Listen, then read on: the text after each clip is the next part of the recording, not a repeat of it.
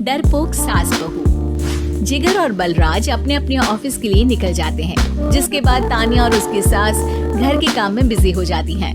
तभी रसोई में से तानिया के चिल्लाने की आवाज आती है। ओए माँ, बचाओ रे!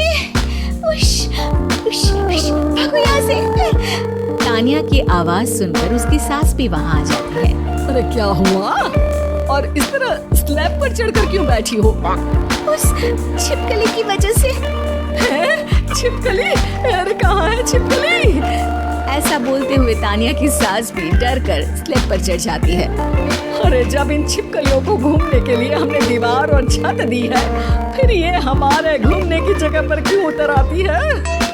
मुझे क्या पता, सामने बैठी है, आप ही पूछ लो ना, साथ में भगा भी देना।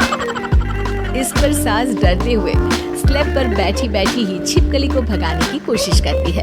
उश, उश, उश, अरे जा ना, वापस अपने घर जा। सासू माँ, छिपकली है, कुत्ता नहीं। अरे हाँ, छोटी सी ही सही छिपकली तो है, तो तुम ही भगा दो ना।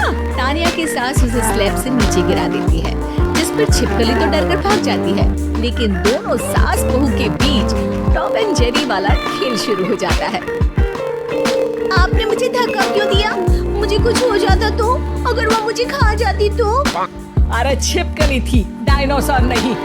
हाँ, सिर्फ छिपकली ही थी, और आपको उससे डर नहीं लगता तो खुद क्यों नहीं भगा दिया?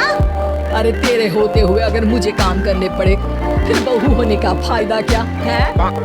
इसी तरह सुबह से शाम हो जाती है। जिगर और बलराज भी ऑफिस से घर वापस आ जाते हैं, लेकिन सास बहू की तू मैं खत्म नहीं होती।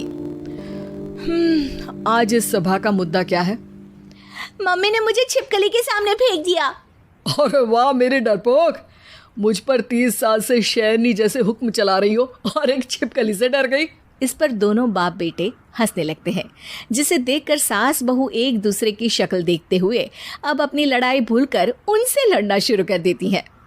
अरे आप ना ज्यादा बत्तीसी ना दिखाओ, नहीं तो शेरनी के एक पंजे से 32 के 32 दांत बाहर निकल आएंगे।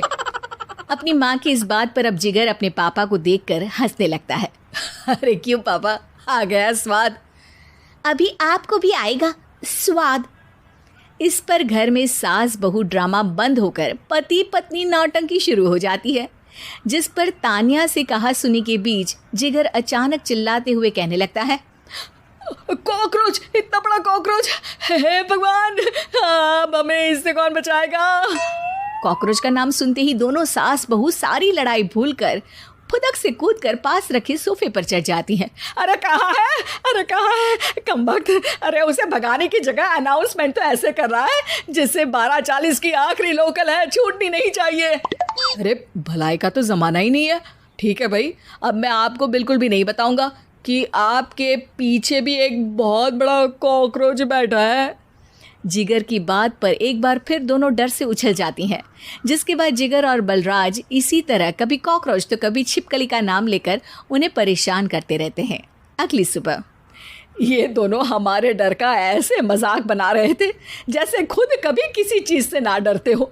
ये जिगर ना बचपन में तो चींटी से भी डर जाता था। पर मम्मी, उन्हें डराने के लिए मैं चींटी तो नहीं पकड़ सकती।